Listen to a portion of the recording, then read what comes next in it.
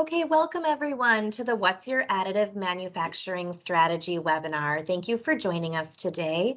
My name is Kim Case. I'm with CamLogic. I'm going to be kind of the moderator for the webinar today. I would like for you all to click on the three buttons at the top right of your Teams screen menu and select View Full Screen. That's just going to help you better interact with the webinar today. And I'd like to introduce our presenters, Rob Stipek from CamLogic. He's been with CamLogic a long time. Many of you might know him. He's kind of one of our gurus on additive manufacturing. And he's going to be presenting on kind of what it is, why it's important, some easy applications, easy kind of quick start ways to get going with it, and kind of how to choose a partner and how CamLogic can help. And then we're also very excited to have Steve Michon from Zero Tolerance tell his story about how he got into and his company got into additive manufacturing, how they implemented it, the successes that they've had, the challenges they've had, and kind of what's up for the future for them. So thank you for joining us, and I'll let Rob take it away. Great, thanks, Kim. Appreciate it, and thank you everybody for attending today. We really appreciate the time. Again, this is Rob Stipek. I'm an account manager here at CamLogic, and I will be taking you through what's your additive manufacturing strategy. So here's the agenda for today. Again, we want to be talking about how it is companies can start building the steps by steps for implementing additive within your organization and the value and the benefits of having a 3D printer in-house from a manufacturing standpoint. So that's what we're going to be educating everybody on today. I know we have a few new faces on with us today, so I'll do a quick introduction to CamLogic and who we are and how we help our customers.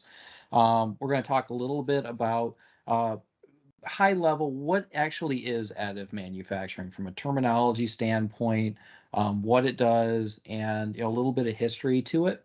From there, we'll get into the meat and potatoes of building an internal case for additive manufacturing. Kind of, I think, what we've seen where a lot of customers start. What are some of the really beneficial things that customers think about, and sort of the long-term vision with regards to leveraging additive manufacturing to help in production setting within our customer base.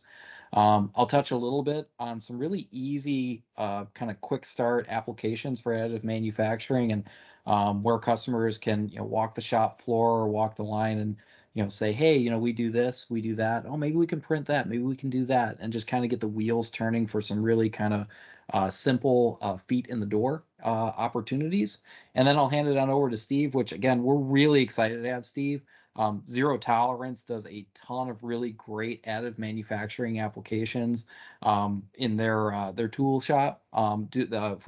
Steve and his team work on a lot of really complex injection molds and do a lot of great tooling, and have really adapted additive manufacturing to their production. So again, really excited to see what Steve's working on, and I know he's got some great examples to share with everybody. So a quick introduction to CamLogic and who we are. To start, we are a Markforged value-added reseller. We're a partner of Markforged. CamLogic as a company has been in the additive space for roughly 15 years now. So we're well versed in additive manufacturing. We have a long history with it. CamLogic is also a partner of Siemens PLM, so we represent all of the Siemens product from Solid Edge, NX, CAD, CAM, Team Center, Technomatic, simulation, full training, full support, all that good stuff. What really sets us apart, though, as a partner for our customers is that CamLogic, about 4 or 5 years ago, took a strategic step in the direction of also working as a manufacturer. So we invested in people, we invested in equipment, we have an entire design and engineering team at CamLogic. And the reason why I mention all this is that we use the softwares and hardwares that we sell in our daily production. So we're working on things every day that range from reverse engineering projects using our Zeiss metrology equipment, to creating automation components, to doing fixtures for our customers, to doing overflow work. And like I said, this is important for our customers because I would never hand our customers a case study and say, here, Mr. Customer, this should work, or, oh, you're thinking about using additive as an example for this application. Here's a spec sheet that should work. We have 25 Markforged printers in our Auburn Hills, Michigan office. Ask us if what you're looking to do will work, because we've probably already done it. We've already worked on it. And again, I have a team in place at CamLogic that can truly support and truly be a partner for our customers. So again, there's a lot of knowledge base that comes with CamLogic, and we're excited and really motivated to be working with our customers and helping our customers. Before I get any further, too, if anyone is ever in the Auburn Hills area, you are more than welcome to stop in and take a look at all of our equipment. We have everything ranging from the desktop printers that Markforged offers all the way up to their Metal X. So again, everyone's got an open door anytime you want to stop in. So let's actually start getting into what is additive manufacturing, right? And there's a lot of terminology that gets thrown around. I think there's a lot of misconception that gets thrown around. You know, and let's just for everyone's purposes today, just kind of, this is additive. There's a lot of names with regards to this technology. So 3D printing, rapid prototyping, digital manufacturing, just-in-time manufacturing, digital inventory. There's a lot of terminology. In a professional setting, in a production setting, additive manufacturing is the terminology that you would want to use. It is a mature technology. I think the misconception is that additive really found its footing in a production setting and in a manufacturing setting about 5, 6, or 7 years ago. The technology itself has been around since the 1980s. So it is a mature technology. It's been around a long time. Where the growth and opportunity has been, however, for additive manufacturing is the expansion in material accessibility. So obviously, more materials and more options for materials that you have, the more applications that you can potentially be using additive for.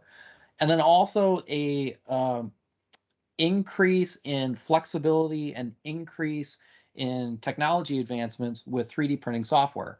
So Markforged, for example, has a 3D printing software platform called Eiger. It allows for customers to bring CAD models into your 3D printer, change what you need to change, manipulate what you need to manipulate, and really set up your print so that you can be successful. And again, a lot of great tools and a lot of capabilities that are available inside of Eiger. And that, again, is really the growth for where additive manufacturing is going. That also being said, just for everybody on the call, I know we all have different CAD platforms.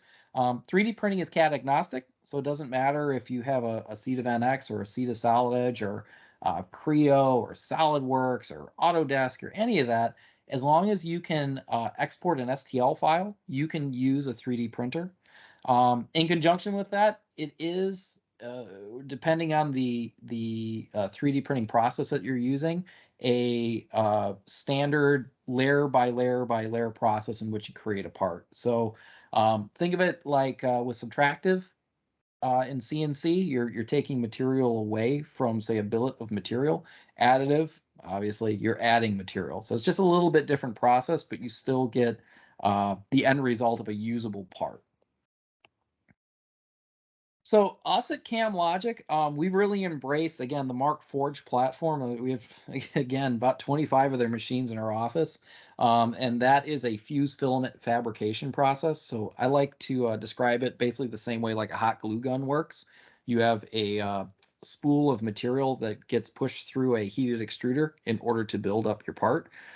Reason why, for at least a production setting, this is a really nice technology to use is a wide range of materials that you could be working with.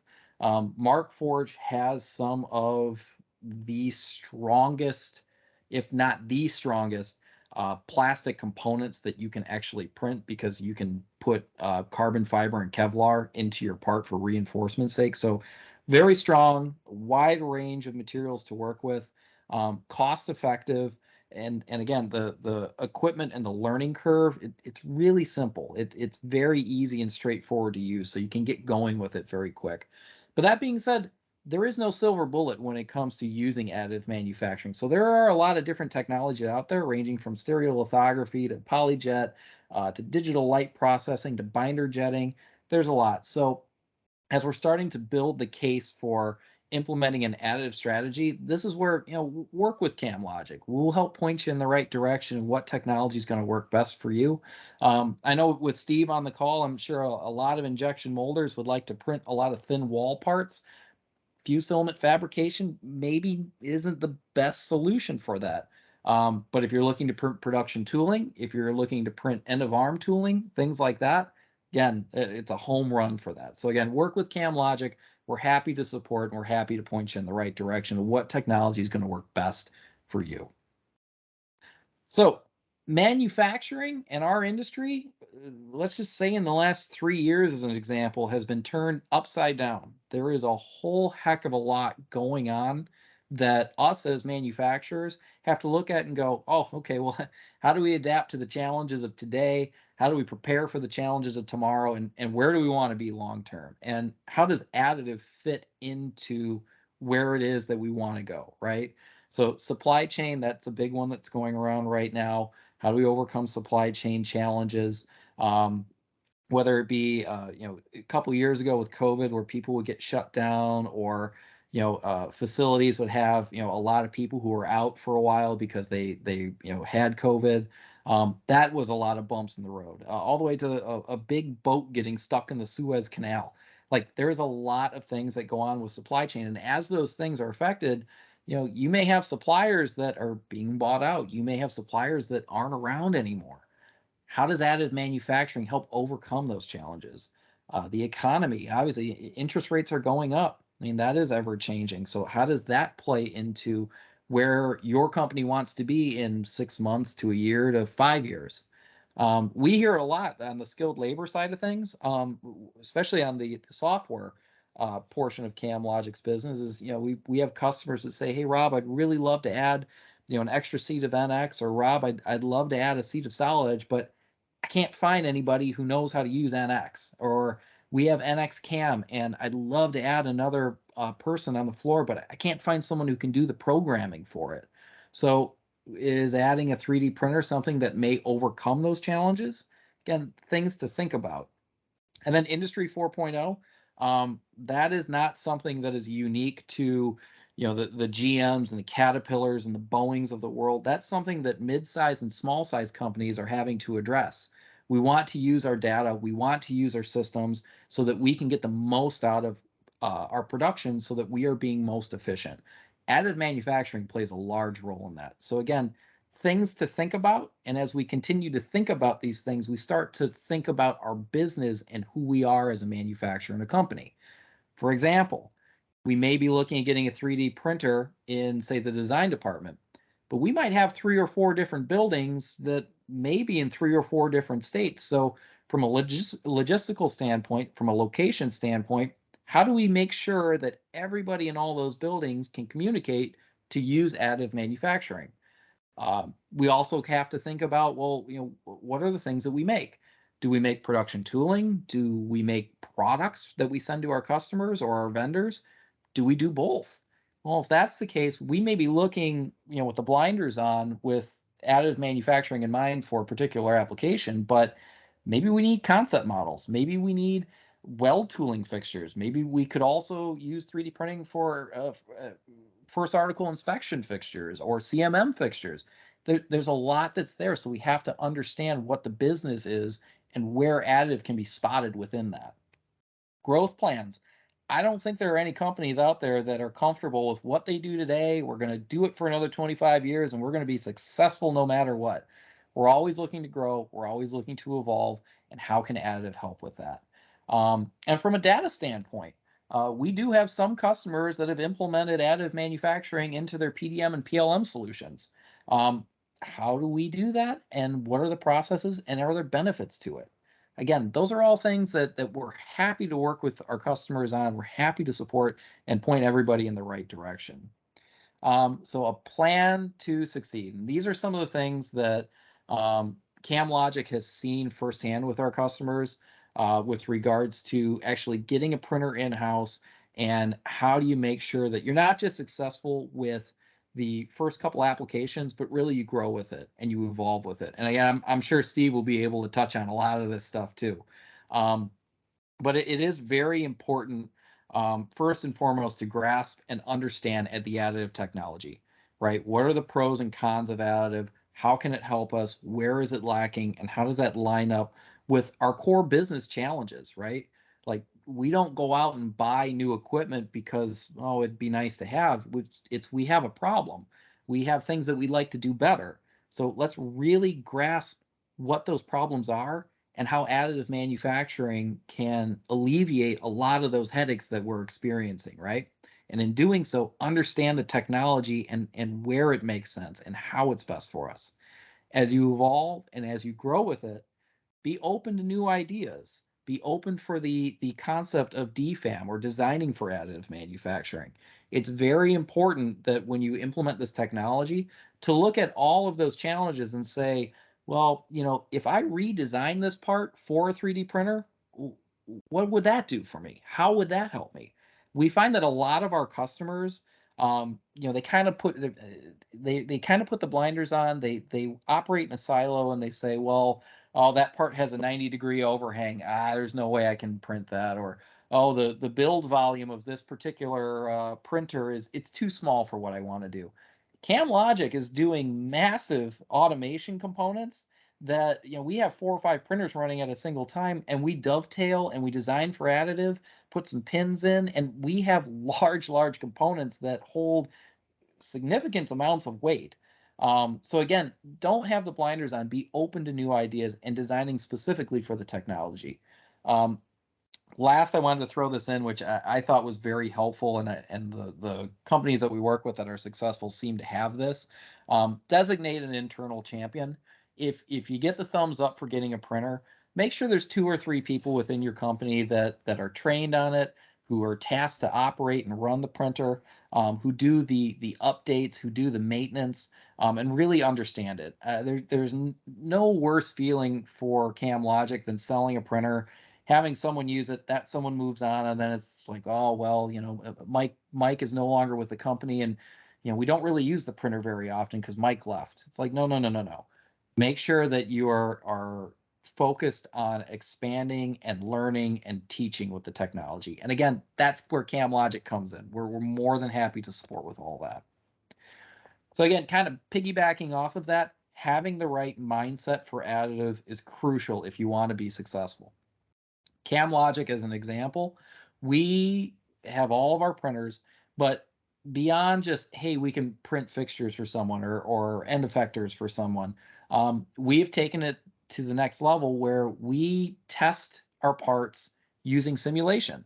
So we've designed and built components that we have run FEA on using the Nastran solver that's in Solid Edge, and have been able to accurately and very confidently predict, oh, you know what, that part by itself and just Onyx, without load, it's probably going to snap. So I'm for sure, before I print 3 of these, going to have to put some carbon fiber into my part. We do a lot of reverse engineering. Our customers come to us with parts that don't have any CAD, and hey, Rob, can you scan this and get me CAD data? Absolutely. But on top of that, oftentimes our customers need like a physical part or a couple physical parts to go with it. So be invested in, saying these other technologies that we have, we can use those in conjunction with additive manufacturing. Be open to the idea of hybrid tooling. I think a lot of our customers say, well, I can't print in plastic because the parts that I'm using, or the parts that the plastic's going to come in contact with are really hot and they'll melt the plastic. Well, that's okay. I mean, if you print your plastic bases and then maybe put like metal tips on top of the say gripper fingers that are taking hot parts out of an injection mold, as an example, that overcomes that challenge right there. So you're not just approaching it as, I'm going to print my parts. It's, I'm going to print my tools that I need in order to be successful. I got a slide that I'll touch on with material selection, but same thing. Understand the materials that you're working with. You certainly don't want to be working with, say, like a PLA when you need true strong production tooling. And on the flip side, if you're doing concept models, it might be more beneficial to work with a cheaper, less effective material like PLA. So again, be aware of what it is that you're trying to do, be aware of the goals, and then take it from there with regards to how I approach printing this particular part. So from an ideal application standpoint, I know I've touched on a couple of them already, but obviously additive manufacturing, where it got its roots, where it really got going was in functional prototypes and concept modeling. That is still very much the case with 3D printing. But as the material advances have come along, we really have been able to embrace the idea of printing strong, durable fixturing. Again, end of arm tooling is a great spot for additive manufacturing. If you got little robot arms that are moving parts along an assembly line, that's great. CamLogic, from a, where do our customers see a lot of return on investment from some of the work that we do on the manufacturing side of the business? Automation components, automation tooling is a home run. But again, as you're looking around with regards to what makes sense for you, keep lightweighting in mind. I mean, if you can figure out how to take a metal heavy component that you can replace with a strong plastic component that may have some Kevlar or fiberglass embedded into it, that's just as strong and now 50, 60% lighter, what does that do for your tool over the lifespan of the tool? So there's a lot of opportunity there. And again, all of this good stuff here, if you have CAD models, if you'd like us to get on site, anything that we can be doing to support with your journey, we are happy to tackle any of this. So material selection, again, very, very important. Again, there's no worse feeling, I would imagine, for a customer than taking a stab at printing a concept model or printing an idea and saying we're going to use it for testing. Go out for testing and find that material we use, it's not strong enough. We can't use 3D printing. When you maybe just pick the wrong material. So Markforged, in an example, they offer PLA materials. They offer composite materials, like I mentioned, with a lot of abilities to reinforce with nylon, carbon fiber, and Kevlar. They also offer metal materials. So again, there is no silver bullet necessarily for the applications that customers want to run, but it is important to understand the material availability and then match up that material with what it is that you're trying to do. So I got last couple slides here that I'll end with before I hand this on over to Steve. Quick scenario. This is a customer that we worked with, and I thought it was a really good example to share. So we have a customer that is interested in printing components for robotic weld cells. Basically, think about it as a cell with a robot arm that joins two sheet metal components together. That hot laser comes through and then joins two parts together. Those two parts are held together with weld fixtures, and those weld fixtures have metal components that are kind of like let's just call them like pins that are about 2 to 3 inches long, and they hold those sheet metal components so that the robot arm can do what it needs to do. They see high heat, high temperature, a lot of wear, and the customer has got some troubles with regards to getting parts in, getting replacement parts, those little weld tips in, so they can keep going. So we investigated, we printed, we tested, and found that the Markforged tool steels that are available on the Metal X were a great fit for the customer. So the customer is looking at it saying, hey, wonderful, we found an application where we can use a Metal X. Let's talk about getting a Metal X in-house. This is great. Beyond that particular, hey, this is great, we need to continue branching out. We need to be able to, when we're building justification for a large capital purchase, we have to understand, well, how long does it take for our suppliers to get these particular maintenance components in? Maybe it's a short amount of time, maybe it's a really long time. Do we have any capabilities in-house already? Like this customer did have 2 CNC machines in-house that could, manufacture a lot of these maintenance components. Problem, they're swamped. They were having particular cases where those components, if they wanted to get them tooled in-house, it actually was faster to shop them out because their CNC guys were so busy. And then inventory control. You walk a lot of shop floors and you see a lot of production settings where you have these tool cribs that are packed full of parts that have been sitting there for 3, 4, 5 years, and then other shelves that are empty because we're waiting on parts like that. That is a major headache. So once you start peeling the onion back and you start looking at beyond, oh cool, I can print these little weld tips, we start finding, wow, maybe we can start doing digital inventory. What does that mean when we have to go through and look at how much inventory we have and the cost for having that and the cost for holding that, the ability to get your spare parts that you need quickly, the ability to not have to rely on suppliers as much. Those sort of things are a big deal. When we start looking at also like reducing costs, so maybe we have a large capital investment for a printer, but after year 2, year 3, year 4, all of a sudden the costs on everything are reduced by 30, 40, 50%. And we're not just doing weld tips. We're doing, the end of arm grippers now that are picking up our components. We're doing a lot of holding components for regular fixtures that aren't in the weld cell. This customer in particular, we had a lot of in-process fixturing components that were tooled in metal that when we looked at it and said, well, you could print that in a composite, all of a sudden it got a lot less expensive and the turnaround time was a whole heck of a lot faster. So again, these are all things that as we're going through the process of saying, hey, if we had a printer, we could do this, don't stop there. There's a lot more, generally speaking, to uncover. And once you start building the case of how this affects the business, there's, again, a wealth of opportunity to start implementing additive manufacturing. And again, that's something that CamLogic is well equipped and more than happy to support customers with. So that being said, I'm going to hand this on over to Steve, and Steve can show you a lot of the cool stuff that Zero Tolerance is doing from a production standpoint using additive manufacturing. I hope this was beneficial and helpful for anybody who's considering a printer or considering starting to kind of take the jump into additive manufacturing.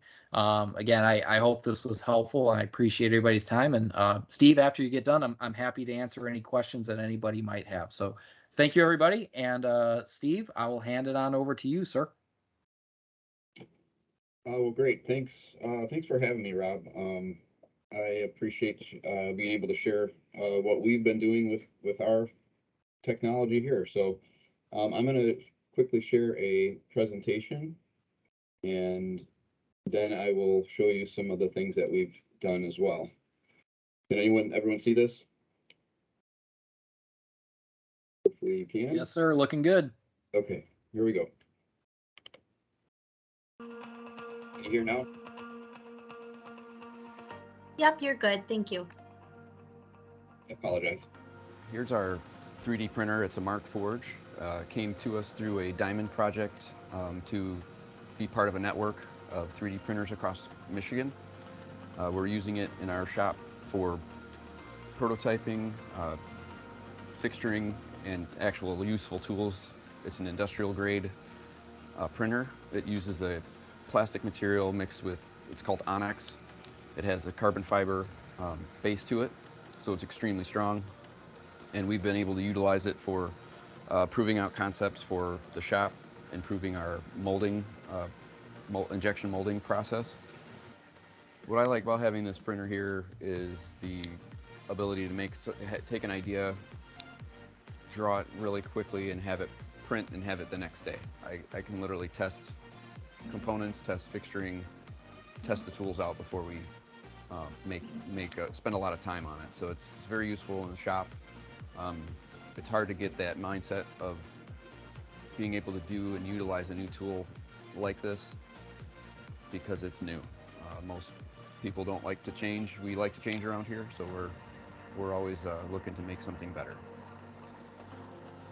We came up with a fixture or a loading system.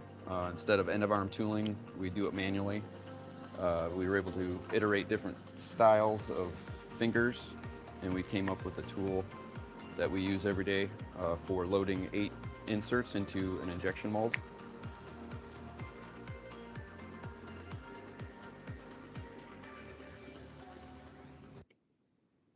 Okay, this is our claw that we designed, and this was basically the very first project that I took the Mark Forge and actually pushed forward on it. So I was determined to make it fail, and I was glad that it didn't. So we were loading hundreds of thousands of these by hand, and literally the mold is 275 degrees.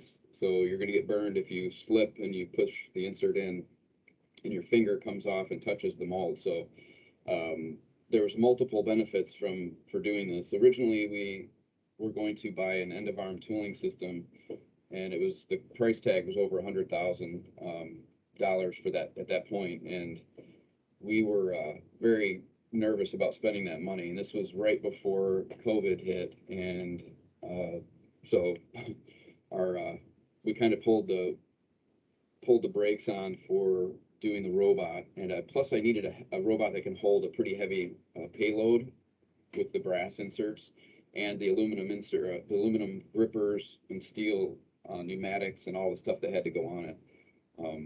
So that cost was pretty high. We ended up printing this and using it in, like it says here, it was 45 seconds for a single cycle, and one shift we get 6,000 parts. Once we printed this fixture, we ended up getting down to 25 seconds. We were able to do 11,000 in a day. Our customer was real happy because shipping started to get real sketchy, and it put him in a pinch a few times, and we were able to deliver actually early for him. Here's the actual mold that we built and the claw that we used to load it. There's actually 4 versions of this with 4 different tools. So we've been able to iterate this into different ways, 4 cavities, 8 cavities. We pretty much will build a claw for insert molding now. Not because it's that much faster, it's because it's more efficient and more consistent when you're making molded parts, which is always a better quality. Here's just an example of some other products and stuff that we've done in the shop just for our normal use. We use the 3R system for machining on our 5-axis, and we have a lot of sharp components that we have to pick up. So we ended up having one of the guys in the shop wanting to, hey, I need a handle to pick these up because I keep cutting myself. So we tried that, and it worked. The silly stuff in the shop, it's not real silly. It's things that just go unseen. You don't really notice where you could use a holder like this. I put them on 2 machines. It's literally made a big difference. It seems simple, but it does. It does make a difference. This was a fun one that we did. I don't know if anyone's seen this before, but this is I was tired of not finding a spoon to stir my coffee and decided to make this project with my son. So we ended up building that, and it was pretty fun making that. This is actually a fixture for laser etching molded parts with different logos on it. So right there, I mean, we printed that in 4 hours, and it literally took about, I don't know, 30 minutes to draw it up, and we had it in 5 hours total. This is another example. We actually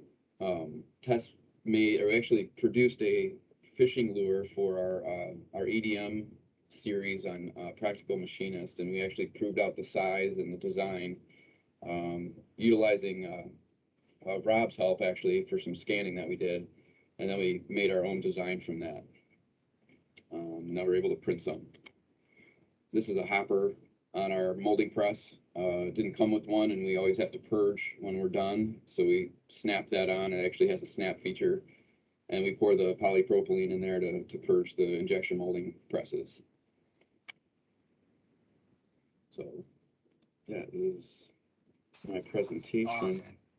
Thanks, Steve. Appreciate it. Those are, like I said, awesome examples. The fact that you guys have been able to do all that and adapt all that in really about a year, really impressive stuff. So again, thank you for sharing that. We appreciate it. And again, hats off to Zero Tolerance. You guys are awesome. So thank you. Yeah, not a problem. I do want to say one thing. When we started getting into the 3D printing, I was like, my main problem was what's the ROI for this printer. And really, until you have it and you start using it, it's easy to see now from my perspective, but it's not going to like change my whole business model right away. It's going to make us are good at what we're already good at. It's going to make us better. So I have customers coming to me that could go and buy their own printer, but they come and they trust us and they say, we know that you're doing it. It makes sense for us to outsource it to you. So we end up getting work for it in that regard as well, for CMM fixtures for other companies, pad printing fixtures, and stuff like that. So it's opened up our offering quite a bit, and it was something unforeseen that I wouldn't have expected. You know, I was trying to find out how can I get this to pay for itself? How does it make money for me? And it's a different perspective now, because it's just helping you do more of what you already do. So if you have a good business and you're doing well for your customers, and they have trust in you, they're going to come to you for stuff like this. They see you doing something new. They're going to want to know and learn about it. And some of them have bought printers just because we're sharing what we've done with it. So I really hope that this inspires people to try to get more involved with it. Whether it's now or later, it's going to happen more and more as we go. That's great. Well, thank you for joining us, Steve, and thank you everyone for joining the webinar today. If you have any follow-up questions, feel free to contact us. Feel free to contact Steve.